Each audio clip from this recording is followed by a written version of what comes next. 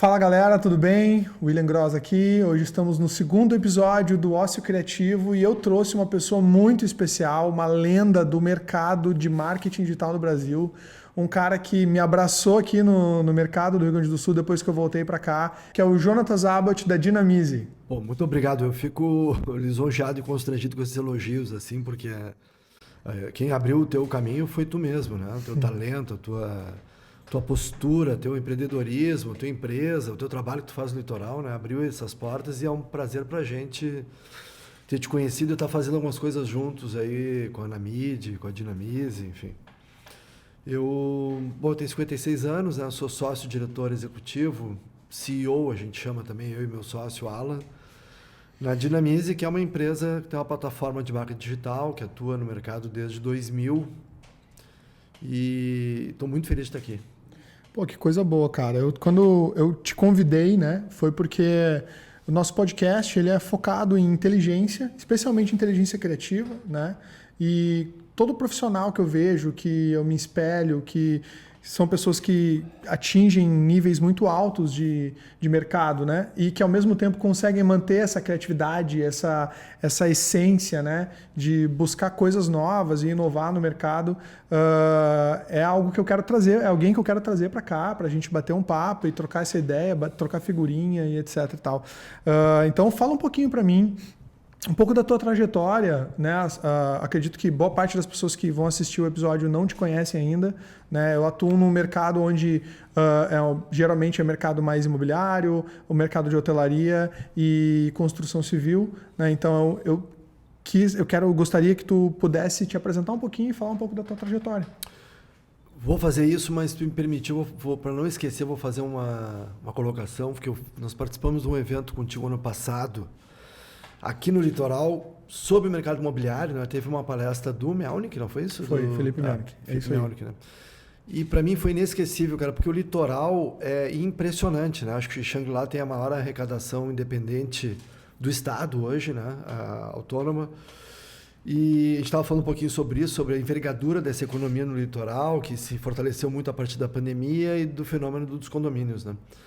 E uma pessoa pediu a palavra durante aquele evento, cara, e eu ouvi uma frase que me marcou e disse assim: a maioria das crianças no mundo todo querem ser bombeiro, policial ou médico. Aqui é a única cidade do mundo que tu perguntar para a criança o que ela quer ser, ela vai responder que ela quer ser corretor de imóveis.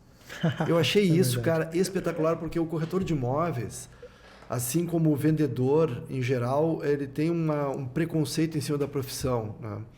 Na verdade, um dos maiores problemas que o empreendedorismo latino vive, Will, é a falta de respeito à área de vendas, que melhorou muito nos últimos 10 anos com esse fenômeno chamado startup, essa palavrinha, né, que é uma palavrinha um pouco forçada, porque startup nada mais é que uma empresa, mas esse movimento todo, trazer essa cultura do Vale do Silício, que o pessoal bate tanto, às vezes até exagerando um pouquinho, trouxe mais essa pauta da venda, né? Porque a venda e o vendedor é tudo. E o corretor de imóveis tem essa pecha, esse preconceito um pouco das pessoas.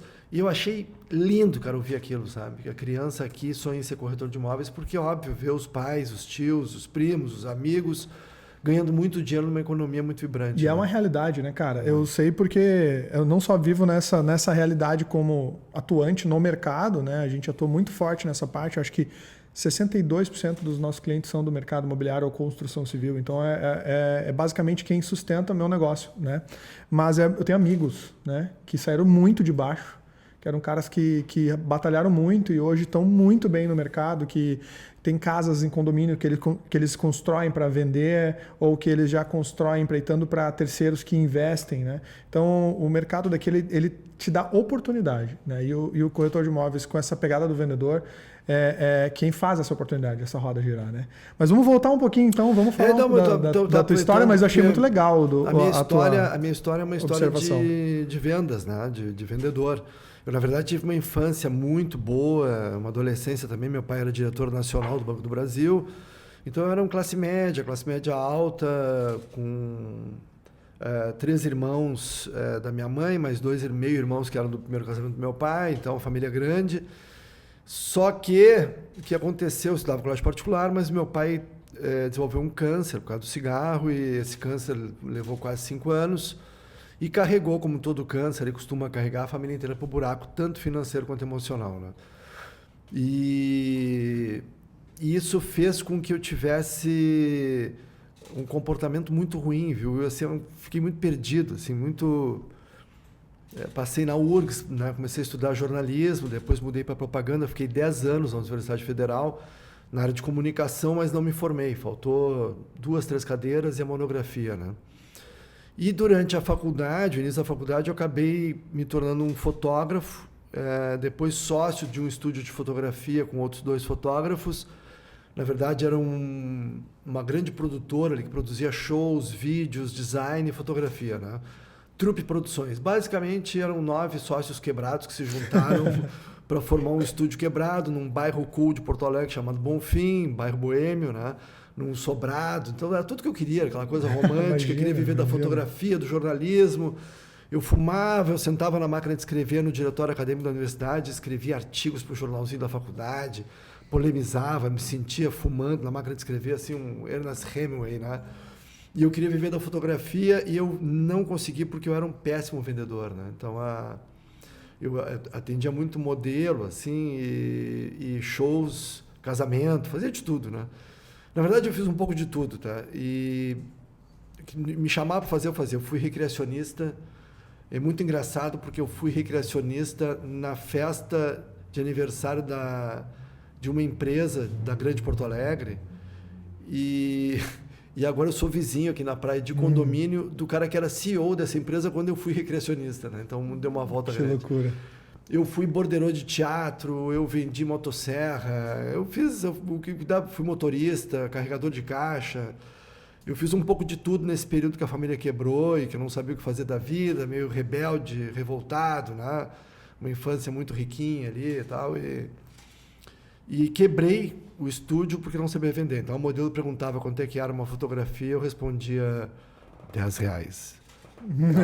Ela perguntava quanto, eu 5, já baixava metade. E se ela perguntasse de novo, eu dava para ela as fotos. Então eu vendia uma sessão de fotos para pagar o filme fotográfico que eu comprava depois, morava com os pais, a namorada tinha carro, e eu vivia me escorando pelos cantos, né? E fotografava de dia e revelava de noite, tinha laboratório naquela época, claro, não tinha... Que legal. Essa parada de revelar foto, de ter toda uma técnica ali é do caralho. Eu acho que o digital tirou um pouco essa magia, né? Mas era uma merda. É muito romântico, mas dava um trabalho, cara, tu não tem noção. As pessoas não conseguem imaginar, os mais jovens hoje, né? Porque um filme de 36 poses, que era o maior filme que tinha, custava uma fortuna. Sim. O papel fotográfico também, não tinha nada de digital na época. Então, o primeiro laboratório eu montei no porão da casa dos meus pais, quando eu comecei a fotografar. Super improvisado, né? Uma luz vermelha, porque é o único espectro ali que não feria a prata do filme e do papel, né? 3 bacias, porque eu trabalhava só com preto e branco, então tu tinha ali o revelador, o interruptor, que é o ácido acético, e o fixador, onde fixa a prata no papel, e depois botava para secar pendurado. Romântico, lindo. Não, né? É coisa de filme. Espetacular, né? Mas, cara, se tu errasse por algum motivo, ia fora o trabalho, entende? Só ia saber disso depois de secar as fotos, né? E as correções que tinha que fazer, tu fazia no obturador do ampliador, né? Até nem lembrava mais o nome. Então, tu, ali na lente, ali quando tu dava a luz, né, tu botava o papel fotográfico, botava o negativo aqui em cima, uma lâmpada que projetava esse negativo no papel fotográfico, tinha X tempo de luz que tu podia dar, mas no papel tudo bem. O problema é a revelação do filme antes, né? Começa com a revelação do filme, tu bota o filme num carretel, aí na câmera 100% escura, não pode nem a luz vermelha, né? Tu fica no escuro tu vai tateando ali, prende no carretel, enrola o filme, mergulha esse filme num cilindro com um revelador, vai pro interruptor, pro fixador. Olha o processo. Se tu errar ali, cara, esquece. Chama modelo de novo, marca estúdio de novo, tudo de novo. Para 36 fotos, cara. 36 fotos. Então, pô, claro, tem modelo que contratava 72, 2 filmes, Sim. 3 filmes, um colorido, um preto e branco. Tudo muito complicado, né? E muito trabalhoso, então eu fotografava de dia, revelava de noite, então era um boêmio, ainda por cima, fumava. Lindo, né? Quebrei estrondosamente, e aí um amigo meu tinha uma granja em Santa Maria do Herval, que é uma cidadezinha no município de Dois Irmãos, o caminho mais bonito que tem para Gramado, mais curto também, acho que acabaram de asfaltar agora, na época era tudo estrada de chão. Tinha uma granja que ele plantava batata e me chamou para vender batata. E aí meu pai tinha morrido, quebrei o estúdio, tudo que eu queria, cara, era uma aventura dessa, me esconder, virar um outsider, uma caminhonete, 5 da manhã eu acordava, ia para a serra, carregava 1 tonelada de batata atrás da caminhonete, e voltava para Porto Alegre e vendia de mercadinho em mercadinho, boteco em boteco, restaurante em restaurante, na noite de Porto Alegre. Aí teve que aprender a vender na marra. Aí vendi na marra, vendi commodity, que é batata, vendi para um cliente duríssimo, que é o dono de mercado. Sim. E isso me levou para a área de vendas, e esse mesmo amigo depois tinha uma revenda de computadores e ele me chamou. Sempre achou que eu seria um bom vendedor, eu tinha horror à venda, cara. Tinha horror à venda. Eu me identifico bastante com isso, porque eu sempre tive horror à venda também. E hoje é um excepcional vendedor. Eu me viro. Não, tu vende muito bem, então é excepcional Mas vendedor. eu tinha horror à venda. Horror à venda. Minha visão é que eu tinha que ficar atrás da tela do computador e não na frente. Né? Terrível, cara, terrível. Tinha muito preconceito com a área de vendas, tinha medo de vender, tinha medo de falar preço. No caso eu tinha medo. Não é nem a questão do preconceito, era medo mesmo. Era tipo pavor de... Pavor. Falar o preço, cara, que é o erro mais comum em vendas é esse, né? Tu baixar o tom da voz e baixar os olhos, que demonstra que tu não confia que o teu produto vale aquilo. É um dos maiores erros da área de vendas, né? E aí vai um parênteses importante, né? Venda é técnica, né? E se aprende. Então, venda tem curso para isso, tu aprende a vender, né? Tem que usar técnica de vendas, né? Muita gente acha que venda é talento, que é aquela criança que era muito comunicativa. Não. Se fosse assim, eu tava... Ser comunicativo às vezes ajuda, às vezes prejudica, né? Eu conheci muitos vendedores que não são comunicativos, são excepcionais vendedores.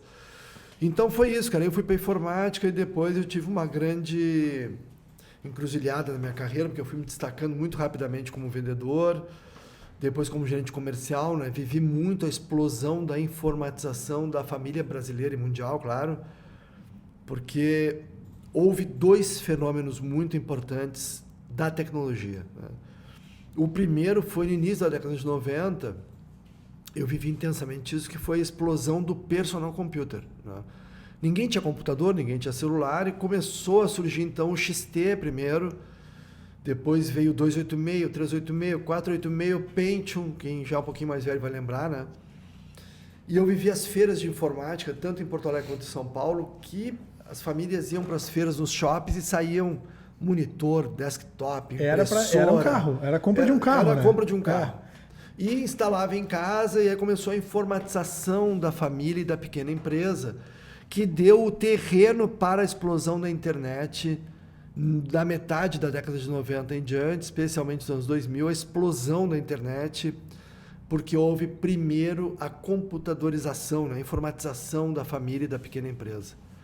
E isso foi extraordinário, então eu vivi primeiro vendendo computadores, comecei a vender computador em 92 para 93, vendi XT com fósforo verde, depois tudo isso, todo esse processo que eu falei agora há pouco, né?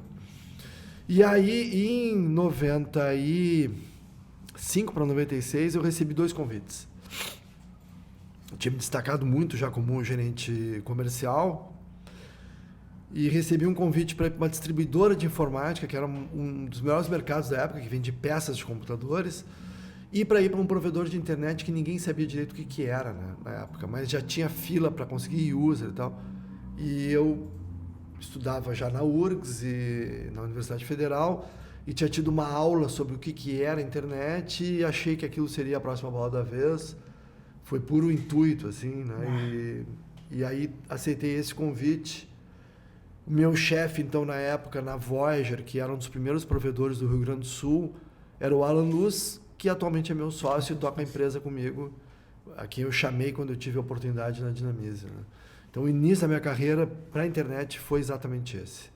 Consigo mais um café? Claro, um cafezinho para nós dois. Obrigado. E sobre esse teu começo na internet, né? Eu tô falando para mim, eu fui fazendo uma viagem aqui, né? Meu primeiro computador foi em 1998. Oi? Não entendi. Sim. Aí tu falando ali, foi uma viagem na minha mente aqui, né? Meu primeiro computador foi em 98, quando era o computador da família, mas eu acabava utilizando mais porque eu tinha mais afinidade, né? Até fiz uma foto muito legal ano passado, que eu sentado na mesma posição com o meu computador atual do que a minha foto quando eu tinha 9 anos, em 98, com o meu primeiro computador. E aí, cara, a internet revolucionou e eu achei aquilo ali incrível, né? Sempre fui muito criativo e eu não sabia como aplicar a criatividade. Então, fui para música. Na época que eu estava para entrar na faculdade aqui, o meu sonho era fazer um curso de produtores e músicos de rock na Unicinos. Que os professores eram os caras das bandas gaúchas. Que legal. E aí eu, cara, quero fazer, mas eu não tinha grana para fazer. Muito e bom. aí acabei fazendo vestibular para publicidade na URGS, né? Não rolou, não passei. E aí eu não tinha grana para fazer também na Unicinos. E aí fui morar com meu pai no Nordeste com o objetivo de fazer faculdade numa área criativa, né? Aí eu cheguei na Paraíba, não existia publicidade ainda lá, faculdade. Aí eu acabei fazendo jornalismo na estadual, passei em arte e mídia na federal, mas não cursei. Cursei um ano de jornalismo, não gostei. Por conta que na época acho que tiraram o diploma do jornalista, não era mais obrigatório e tal. E aí foi quando eu fiz hotelaria, me formei em hotelaria, continuei na empresa do meu pai, mas eu não tirei meu sonho de trabalhar na área criativa, né? E eu tinha muita encrenca com as agências de publicidade que atendiam a empresa do meu pai. Eu sempre dava pitaco e comecei a me envolver mais. Eu falei, cara, eu tenho que fazer isso na minha vida. E aí fui estudar nos Estados Unidos, que é quando eu fui para UCSD, em San Diego. E aí eu descobri o marketing lá. Aí eu enlouqueci. Aí voltei de lá, falei, não quero mais ser hoteleiro, não quero mais de jeito nenhum, empresa familiar, não quero mais saber disso e tal. E aí consegui um estágio com Marcelo Tripoli, na época era na Sapient. Sim. A iThink tinha sido comprada pela Sapient, que hoje é Grupo Publicis, né? E aí conseguiu uma reunião da Brad na iThink. Pois é. Então, em 2009, talvez? Pode ser? Pois 2008. Eu estava em 2013, quando foi eu estava lá. Em 2009 ainda era iThink. Isso, então 2009. Né? Ele foi um cara visionário 2010, também, né? Sim, ele enxergou o digital muito antes do digital acontecer, né? Tinha um sócio que participava muito da Brad conosco. Esqueci agora. Quem participava não era o Tripoli. Quem participava mais da Brad do dia a dia era um sócio dele. Pois é, e aí, cara, ali foi para mim o marco da minha carreira, assim. Foi quando eu estava terminando já o MBA na FGV, em marketing, né? E aí estava em São Paulo, pagando para trabalhar, né? Passei um tempo lá, literalmente pagando para estagiar, não ganhava nada na Sapient, mas eu fui para aprender. E fui para contribuir também com um projeto de hotelaria dele, já que eu tinha know-how. Tu morou em São Paulo? Morei em São Paulo. Que legal. E aí trabalhei lá e tal. Cara, foi muito engraçada a história, porque cheguei lá com a visão de hotelaria, né? Então, tipo, cheguei no escritório, 8 da manhã, tal, bem arrumado, camisa social, né? Calça social, sapato. Cheguei lá, não tinha ninguém. Cheguei no escritório, cadê a galera? Não, a galera não tem horário aqui, a galera vai começar a trabalhar, acho que lá pelas 11, a menina da limpeza chega aqui às 9. Legal. E aí eu, puta merda, o que eu tô fazendo aqui, né? Mas foi uma baita experiência, aprendi muito lá, e aí lá eu decidi que eu queria ter minha agência, que eu queria trabalhar na área, que demorasse o tempo que fosse, eu estava disposto a encarar todos os problemas que poderiam ocorrer para eu poder chegar numa carreira na área, né? Então ali foi onde eu comecei. E foi nessa... Mas tu tem uma formação espetacular, cara. Morou no Nordeste, morou em São Paulo, morou em San Diego, mora no litoral, músico, né? Tu tem uma formação perfeita. Uma doideira. Espetacular. Uso camiseta preta, que é coisa de publicitário. E boné preto. Pois é, e aí agora me conta um pouquinho dessa transição, né? Do teu início no digital para Dinamize, né? Como a Dinamize... Porque eu já ouvi essa tua história, né? Eu te acompanho e tal, mas eu faço questão de ouvir de novo porque eu vejo muito a Dinamize no começo, né?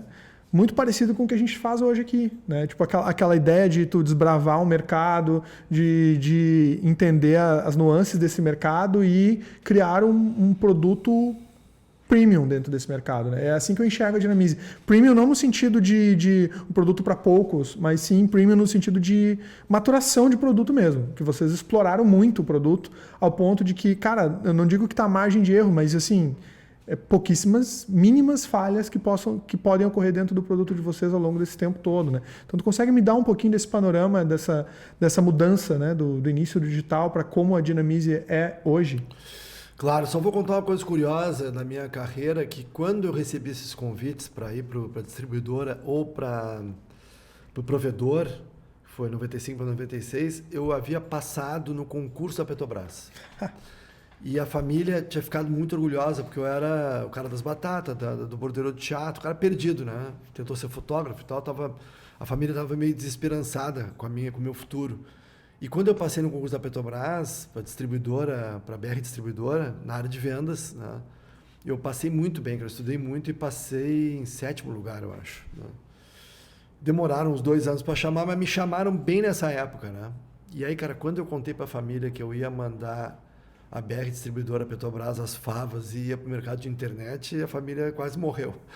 Porque disseram, pô, agora que esse guri tinha futuro, vai jogar fora um concurso, né? Na época ainda o concurso tinha aquela coisa do concurso do Banco do Brasil, concurso da Petrobras, enfim, né?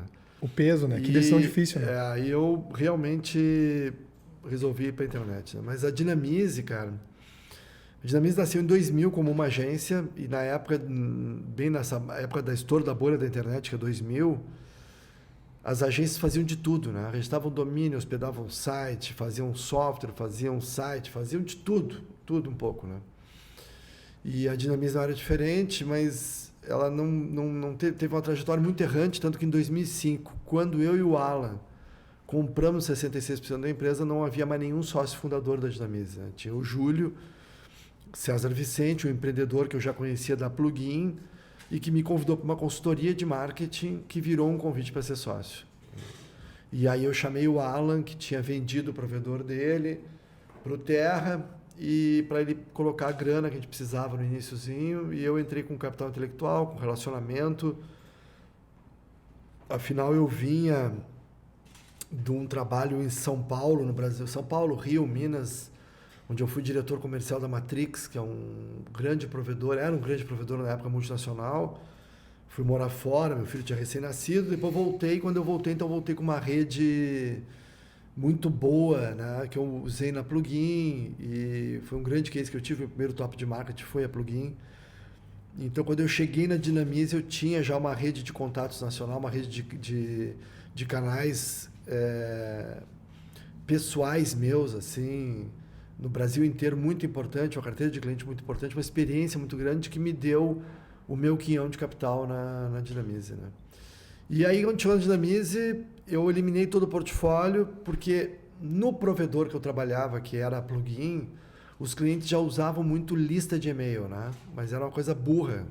Era uma lista de envio de e-mail. É uma lista de distribuição que enfileirava lá os e-mails e tu ia disparando sem nenhum tipo de inteligência, né? Mas já se pedia muito isso, né? E aí eu fiz uma pesquisa minha com donos de agência, especialmente donos de agências digitais, e confirmei a minha suspeita de que o e-mail marketing seria a próxima bola da vez, né?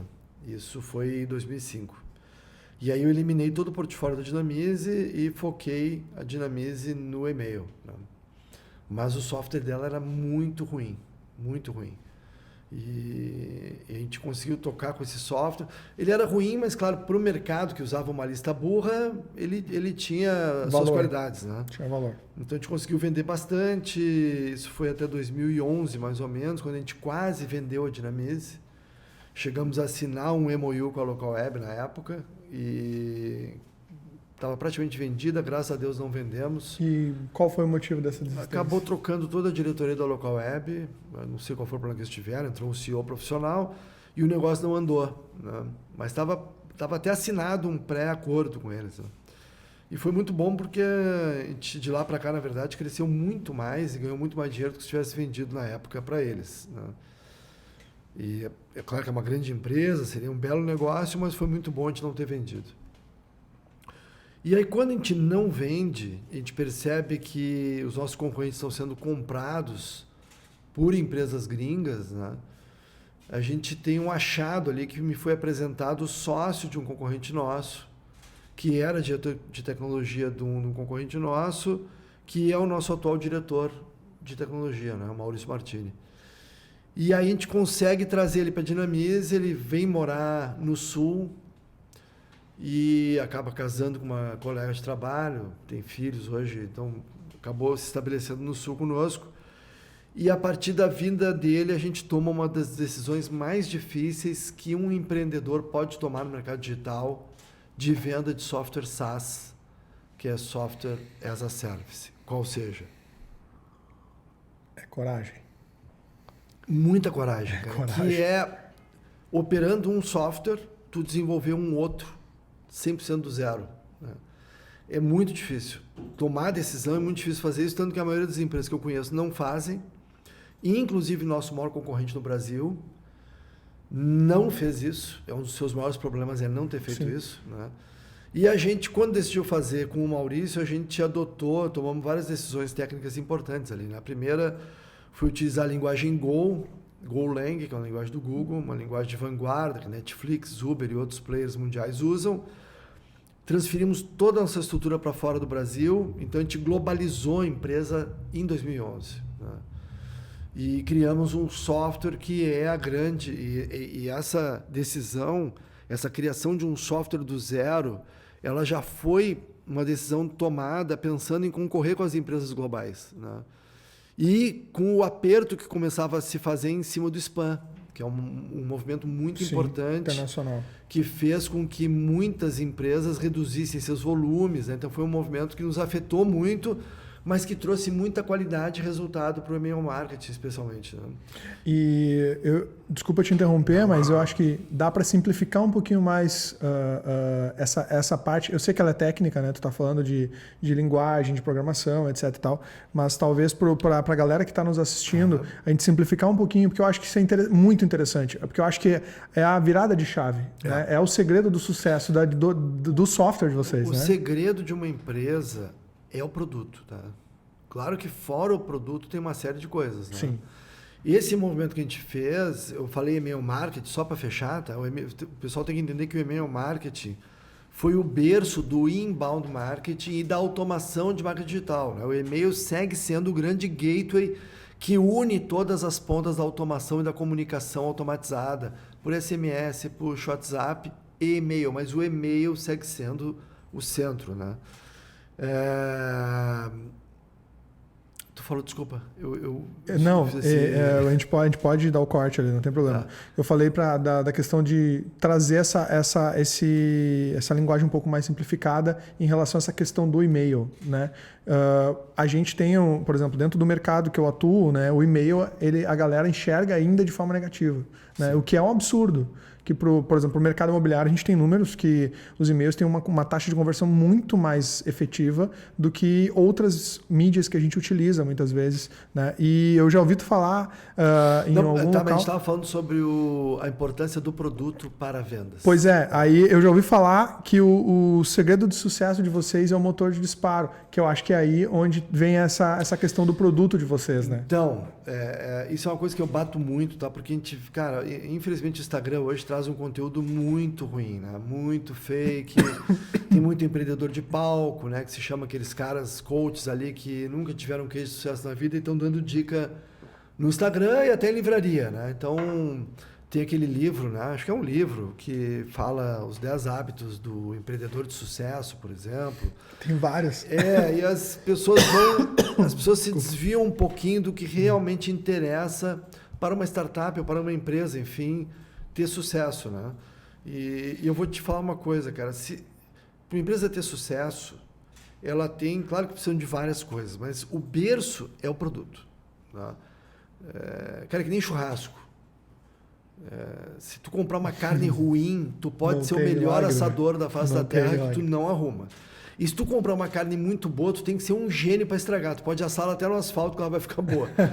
Então, o produto ele é muito importante. Um produto que atenda à necessidade do consumidor, que essa frase é a essência do marketing, segundo Drucker. Né? O marketing é atender a necessidade do consumidor. Então, tu desenvolve um produto que atende a necessidade, de preferência de muitos consumidores, que é a escala. Né? Então, tu tem um produto que atende a necessidade de vários consumidores. Depois tu tem que cuidar o preço, que quem define é o mercado, não é tu. E a distribuição, que é a praça, e a promoção, é a propaganda, internet. Os 4 Ps. Os 4 Ps, cara, é essencial. Claro que é importante ter uma equipe de vendas, é importante uma série de coisas. Só que eu vou te contar uma coisa, vou contar para todo mundo aqui. Se tu acertar bem o teu produto e tiver uma boa escala, né, vender bem, porque ele é um produto que atende muitos consumidores, se faz uma boa promoção, uma boa distribuição, tu pode ser um empreendedor com os piores hábitos do planeta, como tu falou agora dessa agência, que foi uma agência vendida para um grande grupo de sucesso do Trípoli, que o pessoal chegava às 11 da manhã. Então, tu pode ser um empreendedor que fuma, que é mau caráter, que tem mau hálito, que dorme até meio-dia. Se tu acertou, cara, o produto, esse é o grande segredo. Né? Óbvio que tu ter bons hábitos é bom, né? Óbvio que tu chegar cedo na empresa é bom. Tem uma série de coisas, resiliência, essas coisas todas que falam, né? Mas a gente não pode esquecer, cara, que o produto é o segredo, né? O produto é muito importante e a gente, de fato, acertou no produto ao tomar essa decisão. E o e-mail, né? A gente estava falando sobre o e-mail é uma mídia muito poderosa, né, cara? Na verdade, o e-mail em geral, né, é uma ferramenta que está lá por trás do nascimento da internet, né? O e-mail é uma tecnologia da década de 70, né? Mas ela é tão robusta, tão bem desenvolvida que nada que foi criado substitui ou consegue substituir o e-mail. Óbvio que o e-mail perdeu mídia para várias mídias, né? E eu falo muito isso também, assim, quem não viveu a década de 90, da internet escada, né? Cara, tudo era por e-mail, né? Tu mandava as fotos por e-mail. Aquele negócio das tias do Zap lá, que ficam mandando no grupo de WhatsApp lá, aqueles GIFs, né? Era muito enviado por e-mail. Elas mandavam por e-mail. Mandavam, a minha tia Iracema mandava PowerPoint motivacional por e-mail. Pois é. Hoje eu já recebia muito isso. A galera namorava por e-mail, cara. Chavecava por e-mail, trocava textos. Aliás, tem um filme chamado, acho que é Mensagem para Você, com o Tom Hanks e com a Meg Ryan, que é espetacular, que toda a construção desse filme é eles trocando e-mails, né? E eles se conhecem, ou trocando mensagens nesses chats e tal, mas acho que eles trocam muito e-mail também. E as pessoas, então, tudo era por e-mail, né? Sim. Teve um grande case viral, que foi o primeiro Leão de Ouro de Cannes para o digital brasileiro, a DM9, que estava por trás disso, que foi o case da Super Bonder, em 2013, se eu não me engano, que eles colaram um monitor na parede da agência e havia, então, uma aposta de quando que aquele monitor cairia da parede, né? E puseram um webcam. E aquilo viralizou, cara, mundialmente por e-mail, porque não existia outra mídia, né? E o mundo inteiro passou a visitar aquele site. E eu botei minha cara, até fui na agência, porque eu hospedava no meu provedor na época, na Plugin, esse case. E eu fui xingado, cara, quando eu botei a câmera do lado do monitor em alemão, em japonês, em chinês. O mundo inteiro se viralizou esse case apenas por e-mail, né? Com o surgimento dessas mídias novas, começou lá com o MSN, com o ICQ, depois as redes sociais e tal. Essas coisas que a gente fazia por e-mail foram migrando para outras mídias. Isso deixou o e-mail uma mídia muito limpa e muito corporativa, que sempre foi o grande papel do e-mail. Então, as empresas, o e-mail tem esse papel corporativo nas empresas e nas famílias, né? Então, nos teus assuntos pessoais todos ali de colégio, faculdade, contratos de aluguel, acordos familiares, separação, advogado, tudo circula, pagamentos, né, que a família faz.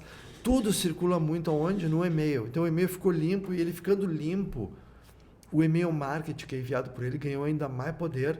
Por isso que a gente viu pós-pandemia o ROI do e-mail, que já era um resultado, né, sobre investimento muito forte dos Estados Unidos e Inglaterra, crescer ainda mais, porque o e-mail marketing acabou está tendo uma relevância nesse momento muito grande, ainda maior para o digital como um todo e notadamente para o e-commerce, né?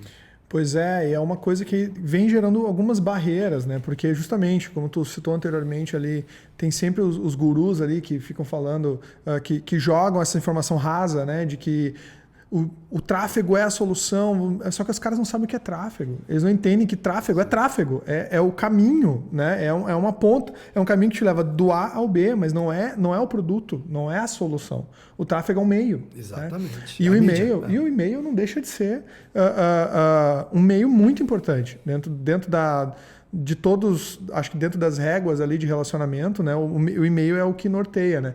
Quando perguntam muito para nós assim, qual a importância de ter um site para o mercado imobiliário, por exemplo? Quando eu fecho com o imobiliário, eles me perguntam muito disso. Eu falei, cara, o site é o coração. É onde a gente vai ensinar o Meta Ads, onde a gente vai ensinar o Google Ads com o Tag Manager, etc e tal, porque as pessoas vão preencher um formulário e a gente vai explicar para essas máquinas quem é o público ideal, e essa inteligência de máquina vai evoluindo de acordo com que a nossa comunicação vai evoluindo também. E o e-mail, ele entra dentro dessa automação como é que eu poderia exemplificar, né? Mas ele entra basicamente como quem bota a mão na massa, né? É tipo, a pessoa preencheu o formulário, ela recebeu um e-mail automático, né? Se utilizar o Dynamize, inclusive, Sim. se utilizar o Dynamize, receber um e-mail, esse e-mail ela tem uma reação, essa reação você tem como avaliar essa reação, e com base nessa reação da pessoa abrir ou não o e-mail, quanto tempo ela passou lendo, etc. Tal, você já tem como programar outras coisas e tal. Então, isso é uma comunicação eficaz, né? E hoje é a maior dificuldade que a gente tem, porque os empresários eles têm uma visão muito rasa do que é a comunicação. Eles querem lead. Não querem saber qualidade, quantidade. Eles querem quantidade, né?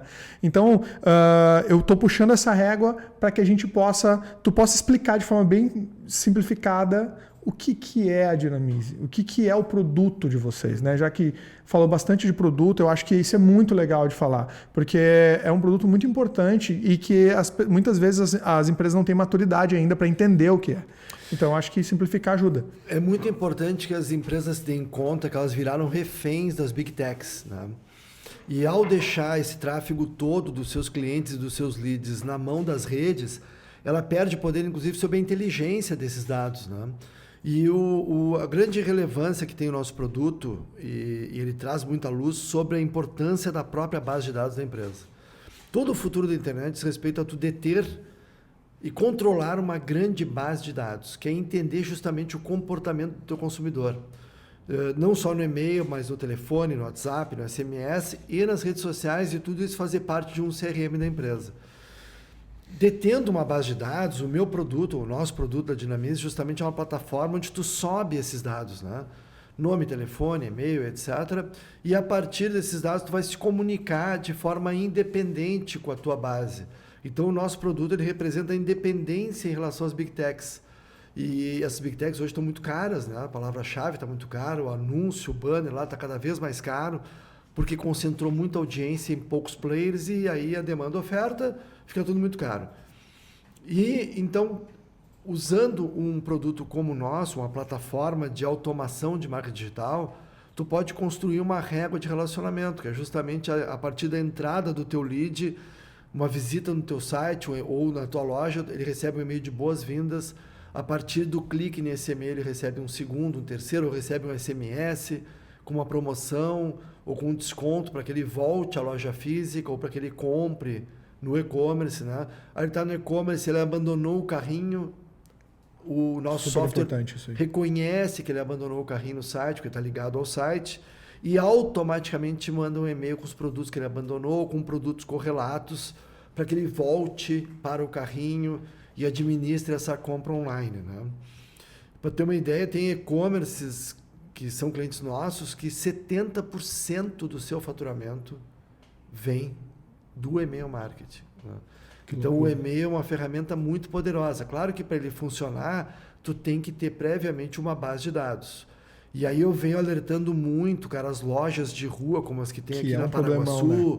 Ou aqui no centro de Capão, e especialmente as de shopping center, que por incrível que pareça, que deveriam ser as mais evoluídas, também não fazem direito, que é captar a base de dados, porque a base de dados do ponto de venda é a base de dados mais valiosa que tem, porque tu está pegando o consumidor ou o lead que está dentro da tua marca. Ele entrou na tua loja. Quem entrou na tua loja provavelmente vai dar os seus dados de maneira muito voluntária, porque ele gosta da marca, ele quer se relacionar com a marca. É uma imensa minoria que nega dar os dados dentro da loja, né? E a gente construiu um case muito bacana sobre isso com a Convexo no Iguatemi, que foi botar um totem automatizado com uma landing page no iPad, em que o cliente esbarrava ali e ele mesmo preenchia os dados e já recebia um e-mail e tal. Então é muito importante, lojista, e empresário em geral, né, participa de uma feira, recebe clientes dentro da sua empresa, essa é a base que vale mais do que qualquer outra base, que é o cara que já circulou dentro da tua marca, porque é muito importante tu ter uma base de dados de pessoas, de clientes, de empresas que já tangibilizaram a sua marca, né? Com certeza, com certeza. E aí construir esse relacionamento usando uma plataforma de marketing digital. É sensacional. Essa forma como que tu explicou, né, é uma forma didática, né, bem prática, bem fácil de entender, né? Cara, é o cliente acima de tudo ali, né? É tu saber como captar as informações das pessoas. Esse é o segredo do sucesso. É por isso que a gente briga tanto com tráfego e tantos anúncios, etc. O objetivo é único e exclusivo captar as informações, né? E se tu tem uma pessoa dentro da tua empresa e tu não captou a informação dela, tu só fez o que qualquer um poderia fazer, que é vender. Ou não, né? Pode ser que a pessoa tenha entrado e nem comprou nada. Mas às vezes ela entra, não compra, mas ela deixa as informações.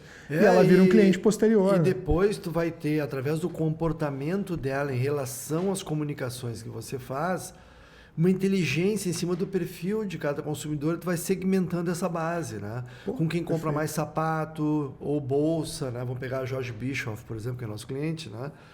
Se compra mais bolsa, se compra mais sapato, carteira, quando compra, quantas vezes compra por ano, e tu vai segmentando a tua base, e essa brincadeira com os dados, ela vai valendo cada vez mais dinheiro. Porque é justamente através dessa inteligência e de uma base de clientes que tu consegue tirar mais faturamento, né? E não ficar tentando ampliar o número de leads, mas sim de ter uma base de leads de clientes que tem uma envergadura econômica muito importante.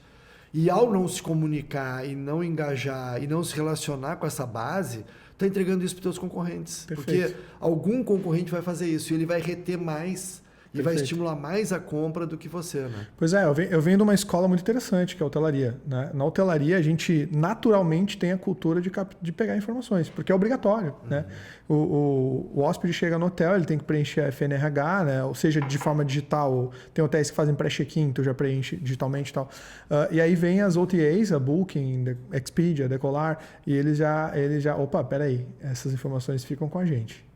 Né? E aí agora o comportamento de compra fica com a gente. São as big techs do setor de hotelaria. Exatamente. E aí os hotéis começaram a ficar escravos disso. Né? E é uma das funções que a gente tem hoje na Gross, que é ajudar os hotéis que não são de rede a terem competitividade com tecnologia hoteleira. Né? Que é a minha escola. Né? Nasci, cresci, fui feito numa cama de hotel, morei em hotel minha infância toda, minha vida toda. Né, por ter pai hoteleiro. Faltam hotéis no litoral, não faltam? Aqui a sensação que eu tenho é que a galera não gosta muito de hotel, né? Não tem redes grandes, né? Abriu agora um tri ali em Osório. Não sabia.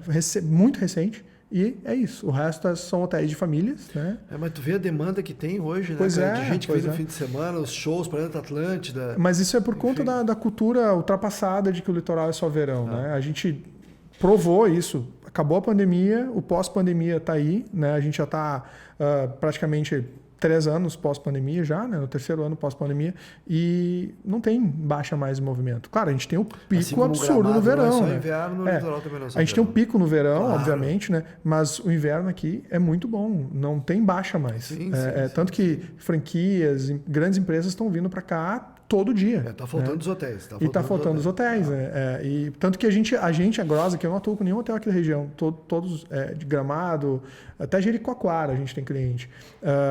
E dentro dessa visão, né, de que sempre o objetivo do hotel ou de qualquer empresa é o retorno. E tu não tem como ter um retorno no teu hóspede sem ter comunicação. Não adianta só ele ter uma experiência boa. Tu tem que se comunicar com ele, porque tu vai ter uma competitividade muito grande e ele tem que buscar esse retorno, né? Mas vamos falar um pouquinho sobre criatividade, né? Eu sei que tu é um cara que eu te acompanho muito no Instagram e, cara, que fotos absurdas que tu tira nessas tuas viagens tal, e cria uma imersão ali que parece que a gente está viajando contigo, né? Então, fala um pouquinho mais sobre essa tua história de fotos, as tuas últimas viagens, porque eu fiquei sabendo, eu adoro o 007, adoro James Bond, e quando eu fiquei sabendo que tu foi lá no túmulo do James Bond, eu achei aquilo ali sensacional, né? Cara, aquilo não existe. Aquilo realmente é incrível, cara. E foi a trilha mais perigosa que eu fiz na minha vida, por incrível que pareça. Já fiz muita trilha, sabe? Fiz na Suíça, fiz nos Estados Unidos, fiz em vários lugares no Brasil também, enfim. Ali é Ilhas Faroe, né? Que é um arquipélago que pertence à Dinamarca, um território independente que está ligado à coroa dinamarquesa, né? E no último filme, o personagem morre ali, né? Aquele bombardeio e tal. Infelizmente, até achei um filme com um roteiro muito fraco. Sim. Apesar de ter cenas boas, assim, eu acho que é o 007 com o roteiro mais fraco que eu assisti na minha vida. Eu sou fã da franquia, né? Mas é ali que o personagem morre. Obviamente vai virar outro 007 e tal, mas aquele personagem do Daniel Craig morre ali. E aí eles tiveram a sacada de fazer o túmulo para ele, né? E tem a frase no túmulo, que é a frase que o vilão fala para ele no finalzinho, antes do vilão morrer, né? Ele mata que o vilão. Que é o Rami Malek, né? Esse mesmo, o Rami Malek. E ele fala essa frase, e essa frase está no túmulo, que o verdadeiro propósito do homem não é existir, é viver, né? Tá em inglês. E eles puseram esse túmulo, cara, numa ilha que tu só chega nela por ferry boat. E aí é uma loucura Ilhas Faroe, né? É uma loucura, assim. Eu descobri Ilhas Faroe num livro do Amir Klink, que Entre os Dois Polos, Paraty Entre os Dois Polos. Sou fã do Amir Klink, e ele faz um pit stop em Ilhas Faroe lá em 90 e poucos, né? E eu fiquei fascinado pela descrição dele desse arquipélago, né? E fui para lá, cara, e fiquei surpreso, assim, com a qualidade de vida deles e a tecnologia desse arquipélago. Moram 48 mil pessoas, se não me engano, em Ilhas Faroe, e é riquíssimo, tá? Tem 2 túneis submarinos, são dezenas de túneis no arquipélago, com 48 mil pessoas, tá? Porto Alegre tem 1,5 milhão e tem um túnel. Curtinho. Eles têm, cara, o único túnel submarino do mundo com rotatória. Ou seja, o túnel vai e bifurca para 2 ilhas diferentes.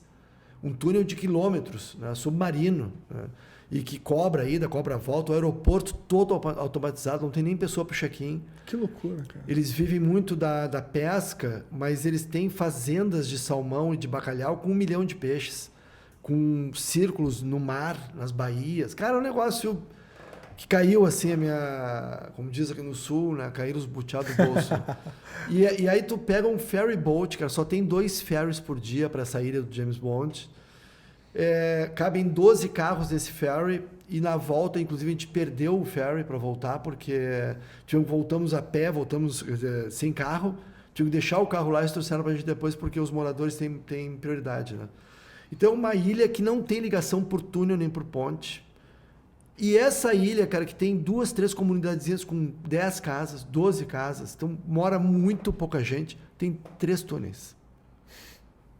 Então tu pega um ferry boat que só tem 2 por dia, tu atravessa 3 túneis de carro, tudo asfaltado, e tu chega na ponta da ilha, numa comunidade que tem 12 casas, onde inicia a trilha para a beira de um penhasco, onde tem o túnel do James Bond. Essa trilha leva 1 hora e 15, porque é uma trilha muito difícil, muito vento. A gente foi em outubro, né? Já outono, início do inverno, muito vento, muita chuva, muito frio, muito barro, então é numa encosta, né? Uma trilha que não é tão longa, mas ela é muito desafiadora. E aí tem um farol, cara, na beira de um precipício. Depois, se a gente puder, a gente coloca essas fotos de alguma maneira, não sei se tu consegue colocar, mas vale a pena porque a ilha é lindíssima e ela tem uma encosta escarpada com um penhasco reto muito alto. Na ponta de da ilha fica o farol, e do farol tu vai caminhando, e no meio desse penhasco tem o túmulo dele, cara. E eu tava com a família toda, com os 2 filhos, com a minha esposa, com a minha nora, e o vento, que era muito forte, jogava para o penhasco, em volta do túmulo, cara, tudo embarrado. Nossa. E, cara, eu quase entrei em pânico ali, porque eu gritava e não se ouvia a minha voz por causa do vento, para eles não chegarem no túmulo, porque o túmulo... Tá perigoso. Cara, um lugar incrível, fascinante. A gente tinha feito um dia antes uma outra trilha de um total de 5 horas que vai para um lago. Que energia, né? Muita. O que vocês consomem nessa família, né? Olha, cara, a família é aventureira, né? E a gente tinha vindo da Islândia, né? E na Islândia a gente tinha feito uma geleira, tinha feito snowmobile, tinha feito a Lagoa dos Icebergs na Islândia. Islândia e Ilhas Faroe são próximas, né? Na verdade, Ilhas Faroe fica entre o Reino Unido e a Islândia. E a Islândia é um negócio deslumbrante também, né? Mas a gente tinha feito uma trilha um dia antes em Ilhas Faroe também para um lago suspenso, né? Ele é um lago que tem um efeito de ótica muito grande, que está ficando bem conhecido também no turismo. Mas é uma trilha assim, tanto Ilhas Faro, tanto o James Bond quanto esse lago, conosco na trilha tinham mais 5 pessoas, né? São locais muito inóspitos ainda, muito pouco conhecidos, e são trilhas assim absurdas. Esse lago ele dá a impressão de estar suspenso sobre o oceano, é muito legal. E a Islândia, cara, assim, foram 4 lugares que eu fui nos últimos 2 anos, né? Que eu fiquei muito impactado, sendo locais muito diferentes do resto, que é Suíça, o Vale da Morte, que eu fiz em julho também do ano passado, um pouco antes da Islândia, né? Eu fiz costa a costa dos Estados Unidos, mas o Vale da Morte, o Death Valley, vindo de Yosemite, tá? Porque tem o passeio do Death Valley, que tu vai de Vegas, que é um passeio no parque. Sim, faz 1h30 de carro, visita ali e volta, né? Sim. Mas a ida pro Death Valley, saindo de Yosemite, na Califórnia, indo para Vegas, são 10 horas de carro e 3 horas finais de terror que eu passei. Peguei desertão, sem sinal de celular, aquelas estradas de filme, né? E só eu e minha esposa no carro, e eu peguei, cara, 52 graus às 8 da noite. Nossa! O vidro do carro pegava fogo de tão quente, porque o carro batia... Quando o carro bate contra o ar gelado, a gente sabe que gela o vidro, o carro, né? Eram 52 graus às 8 da noite. Nossa! Né? E eu bati uma foto incrível ali. Só para resumir, então, era Death Valley, a Suíça, né? Que é um país que quebra a cabeça da gente também. Sensacional, tem amigo lá. Islândia, Ilhas Faro, são os 4. Mas ali em Death Valley, eu cheguei no hotel ali aos 48 do segundo tempo e estava com GPS, não tinha internet, né? E fui fazer fotos no deserto às 11 da noite. E aí descobri uma coisa muito legal, a gente estava falando sobre tecnologia, né? Que o iPhone, cara, eu não sabia disso.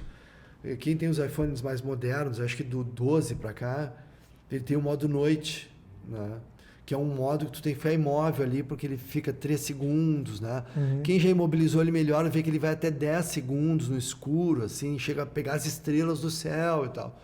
E eu descobri, cara, eu comprei um tripé pro iPhone e coloquei no meio do deserto, assim, e ele pulou para 30 segundos. Ele reconhece que está imóvel, ele reconhece que está no tripé, e o modo noite vai a 30 segundos, que eu não sabia. Ele muda a exposição. Ele fica em alta exposição, né?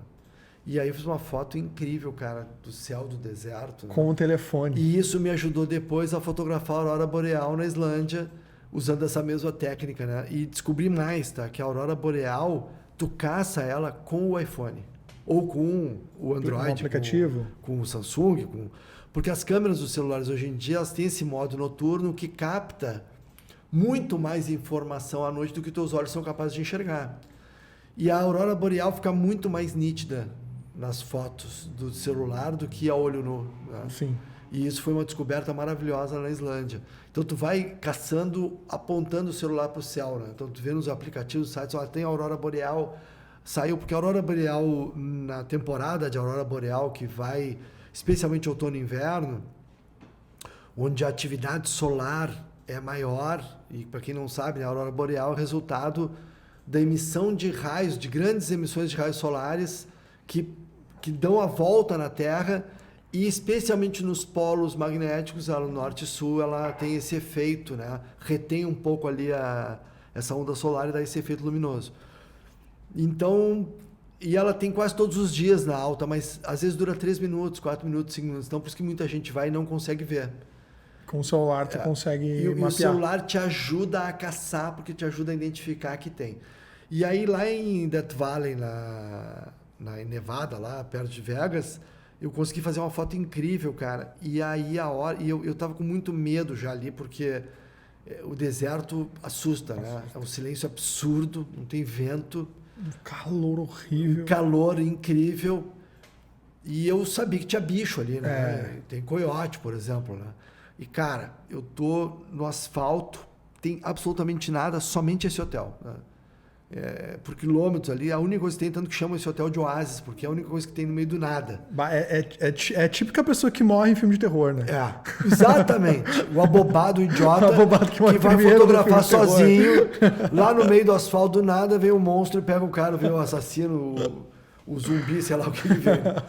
E começou a me dar um desconforto grande, cara. E eu no tripé fazendo fotos de 30 segundos no iPhone. E eu disse, cara, última foto. Quando eu peguei, cara, eu me virei para pegar o tripé que estava apontado contra o hotel, porque a única luz que vinha era a luz um pouco esmaecida do hotel, assim, né? Não tinha luz nenhuma.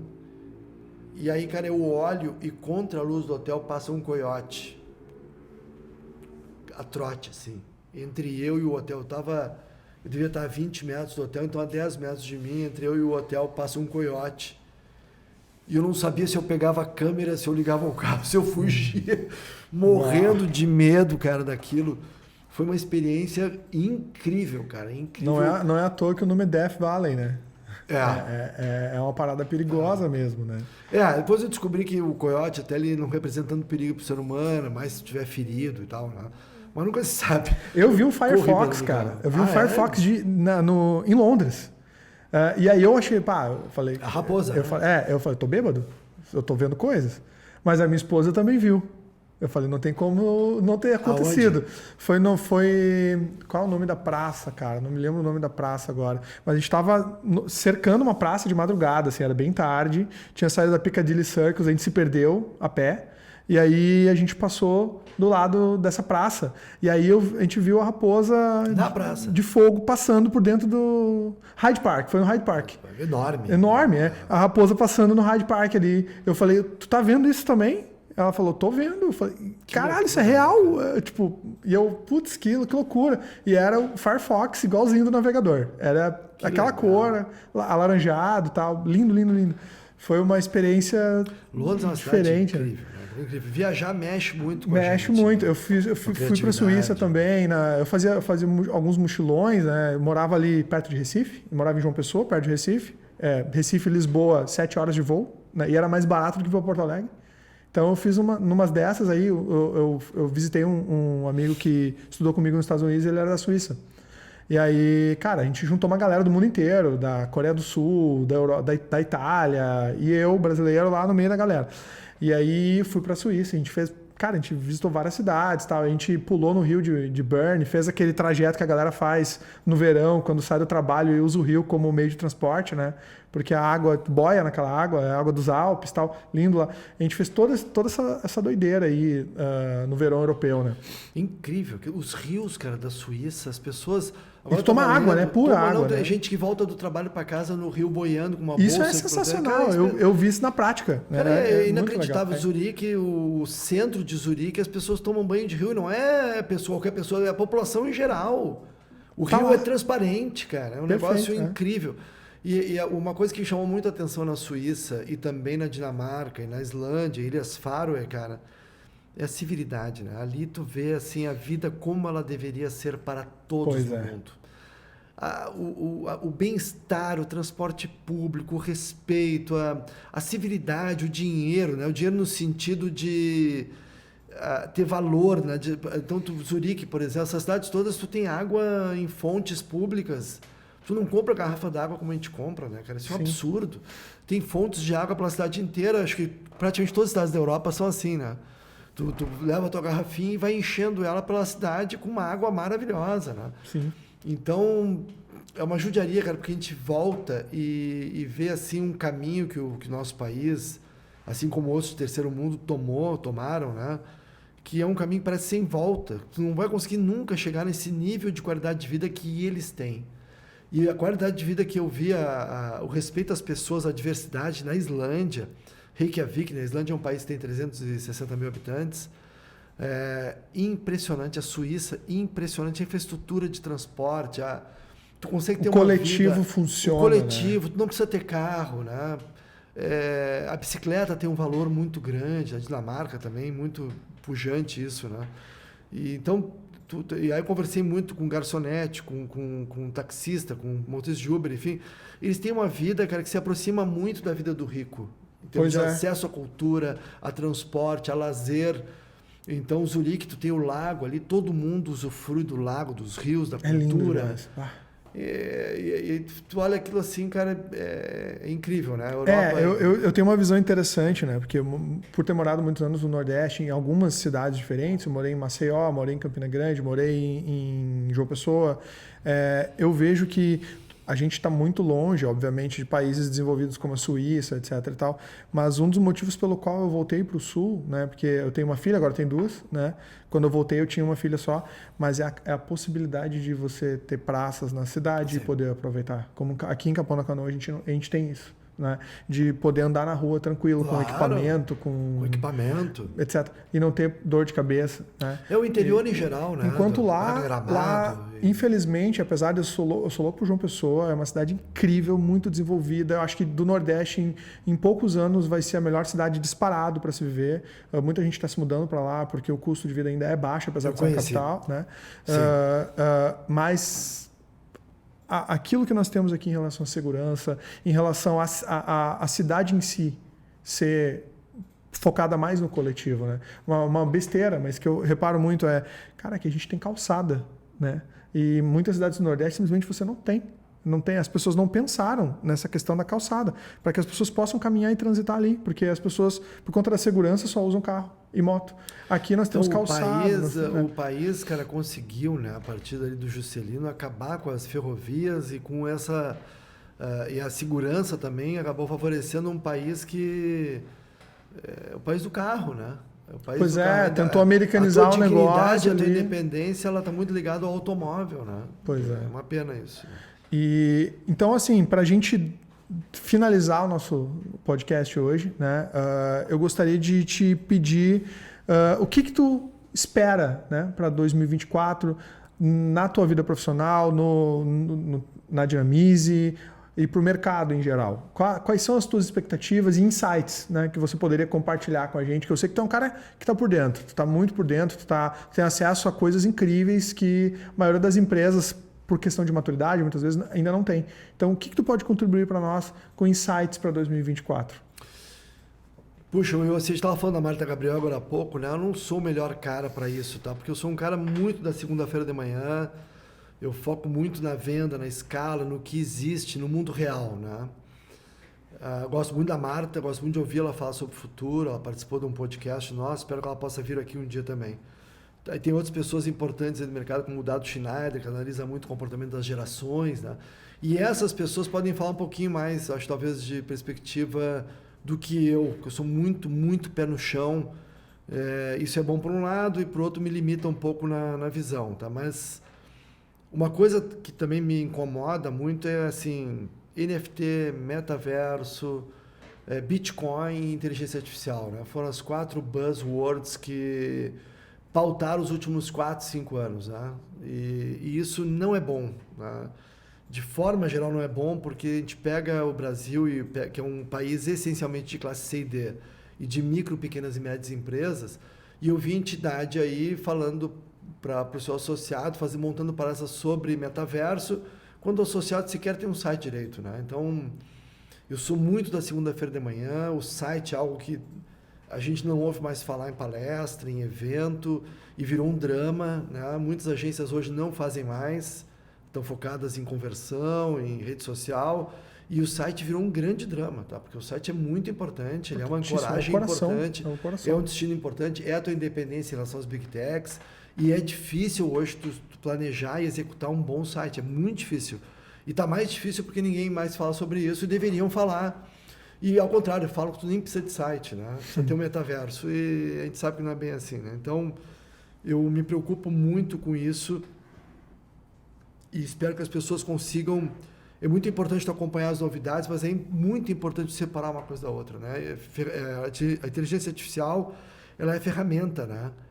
E é uma ferramenta que limita muito, né? Tu consegue utilizar ela para ganhar um pouco de escala, mas já se descobriu que ela é muito limitadora, né?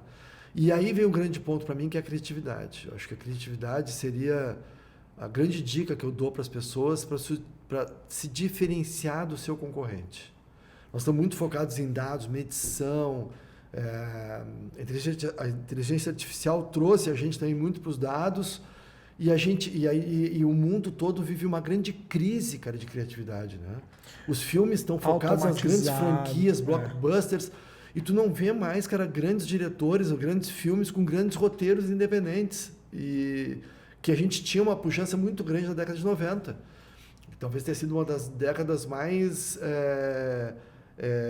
profícuas aí na parte de música, filme, etc. Tanto que a gente volta muito, a gente vê os jovens hoje escutando muito anos 90. Né? Sim.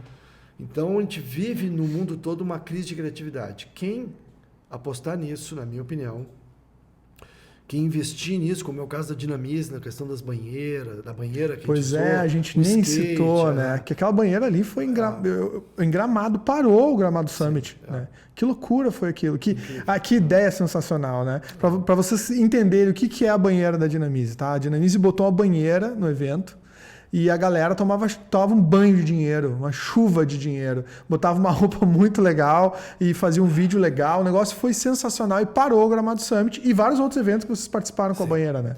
Em São Paulo, a gente deve usar de novo esse ano. Até estou com uma ideia nova. Sensacional. Não, vai dar o spoiler para nós? Não posso, porque os concorrentes podem copiar, mas essa ideia vai estar rolando primeiro no Vetex Day e depois no E-Commerce Brasil em São Paulo. Né? Então se liga aí na Dinamize lá nesses eventos. Então, assim, a gente ter ideias criativas, né? Como as propagandas que a gente tinha antigamente também, né? O primeiro sutiã, a propaganda da Apple, né? A gente tem que beber nessas fontes, né? A Apple tá resgatando a ideia da criatividade no cinema, né? Hoje, para mim, os melhores filmes estão no Apple TV Plus. Sim. Eles estão com os diretores clássicos que fazem coisas incríveis lá dentro. Cara, tu vê quais são os diretores que estão fazendo filmes muito bons, né? Tu pega quem é que tá na ativa, cara, os caras têm 70, 80 anos. Clint Eastwood, Ridley Scott, o Martin Scorsese, né? E cá entre nós, né, cara? É muito já legal ver batido, isso. Né? Eles estão assim, tu vê que os filmes, as críticas a Napoleão e outros, esses monstros aí, que tem filmes maravilhosos, mas eles estão... A idade, assim, 70, 80 anos, prejudica um pouco, né, a execução. Com certeza, né? com certeza. E estão faltando. A gente tem alguns bons, como Christopher Nolan e tal, mas é inegável que a gente vive uma crise, cara, de roteiro, de criatividade. Então, eu diria para os empreendedores, tudo isso está interligado, né? Tudo isso está interligado. Foquem na criatividade, porque eu vou, para encerrar, falar um grande paradoxo, né? Alguns empresários perguntam para mim, né, como que eu faço para me diferenciar do meu concorrente? Gente, olha a frase, tá? Diferenciar do concorrente é ser diferente do teu concorrente, é chamar a atenção, tá? Aí propõe qualquer coisa diferente para o empresário, só que ele te responde, mas ninguém está fazendo isso. Então é um grande paradoxo da cabeça do empresário que dá para entender. Todo dia. Que dá para entender, né? Gente, cara, tá todo mundo usando azul e cinza, vamos botar rosa, né? Cara, ninguém usa rosa. Sim, mas tu quer te diferenciar do teu concorrente, por isso que eu estou te propondo rosa, né? Quando eu tive a ideia da banheira, cara, as gurias, a Lívia, a Carol, o board todo da empresa, a equipe de São Paulo, cara, a reunião foi muito engraçada, porque eu falei da ideia, né? Eu vi no Instagram uma foto de um cara numa banheira de dinheiro e disse, cara, vou botar uma banheira de dinheiro no nosso estande, porque a nossa ferramenta tem a ver com venda, com dinheiro, com resultado, né? E vou dar a possibilidade do público viver a vida de um milionário, né? Então, a gente tem o hobby, para quem não sabe, hobby Dinamize, óculos escuros, medalhão com o símbolo do dinheiro, e ele entra na banheira, se abana com o dinheiro, joga dinheiro para cima, e as pessoas... E eu disse, cara, quem não quer entrar numa banheira de dinheiro? Né? Primeiro que tu bota uma banheira num evento, todo ser humano olha uma banheira e tem vontade de entrar, não importa se tem água, se tem ar, se tem dinheiro. Cara, tu quer entrar numa banheira, tu quer viver aquilo ali. Então, dava fila nos estandes. Quando eu falei na reunião, disse, olha, nós vamos botar uma banheira cheia de dinheiro. Cara, as pessoas me olharam assim, legal essa tua ideia. Pô, legal, vamos ver, quem sabe, né? Porque é uma coisa brega. E as pessoas querem ser cool. Todo mundo quer ser cool, quer ser legal, quer ser diferente, quer ser moderno, quer falar de metaverso, futuro, tecnologia, uma coisa automatizada, robô. Todo mundo quer botar robô em stand, né? E eu disse, não, que eu vou botar uma banheira com dinheiro. Cara, a equipe me odiou. Me odiou, assim. E eu não pude ir na estreia, tive um problema de saúde na família que me prendeu em Porto Alegre. E foi muito legal ver eles me mandando os vídeos. Cara, tua ideia foi sensacional, a banheira tá bombando, tem fila, e todo mundo querendo jogar dinheiro para cima, a própria empresa, o jornalista, a televisão. Cara, loucura. Porque, cara, as pessoas são humanas. Sim. Cara, tu quer uma coisa chata em evento? É um robô no stand. É um robô no stand. Cara, ninguém aguenta mais ver esses robôs de stand, gente. Pelo amor de Deus, o robô te dá oi, ele sorri, ele abana. Né? É um cachorrinho que caminha, um robô. Pelo amor de Deus, cara. As pessoas são humanas, tem que aquecer tua marca. Traz ela para próximo de ti. Usa ideias criativas que aqueçam, que façam ele ter uma experiência sensorial, né? Entrar num túnel de luz, de cor, de fotos, de imagens, né? Os condomínios da praia, que tu entra num túnel que tu veste aquele condomínio com imagens em múltiplas televisões, por exemplo, né? A gente tem que ter ideias criativas. A criatividade, para mim, é a grande saída. Fugir dos buzzwords, das palavrinhas da moda, do deslumbramento, né? Porque todo mundo pega isso e fazem palestra, Instagram, live e cara... E todo mundo tem uma solução para tudo, tem, né? E utiliza essas palavras aí. Quem entende do teu negócio é você. É o empreendedor que trabalha na sua área e ele sabe, se ele parar e pensar com o seu time, ele sabe aonde que está a criatividade que vai impactar e vai pegar. E normalmente vem de algo original criado pela equipe. Pensa nisso. E nas caras da tua empresa. Não usa foto de catálogo, usa foto dos teus funcionários, do teu produto. Essa é a minha dica. Perfeito. Então, para vocês aí que acompanharam essa jornada nesse episódio 2, agradeço bastante. O Ócio Criativo é um projeto que está começando agora, mas que ele vem sendo planejado já há praticamente 1 ano, né? E eu estou tomando bastante cuidado com quem eu convido, porque a ideia é que a gente tenha um papo como esse, um papo que renda coisas diferentes, experiências inovadoras, que a gente consiga realmente agregar valor, né? E a palavra final do Jonatas foi sensacional, né? Que é criatividade, né? O objetivo do ócio é isso, né? Essa ideia da gente fomentar a inteligência criativa. Então, Jonatas, muito obrigado por ter vindo, por ter participado, por ter contribuído e ter trazido as tuas ideias. Foi muito importante para a nossa jornada. Eu enxergo esse podcast como algo muito legal no futuro. Estou investindo bastante energia para que seja, né? E por isso é um podcast feito com muito carinho, com um objetivo muito claro e que vale muito para mim, que é a criatividade, que é o empreendedorismo e esse fator humano. Eu já tô achando o máximo o teu podcast, já deu, cara, já era, vamos embora. Estou muito feliz de ter participado. Muito obrigado pelo convite. Tamo junto. Valeu. Valeu.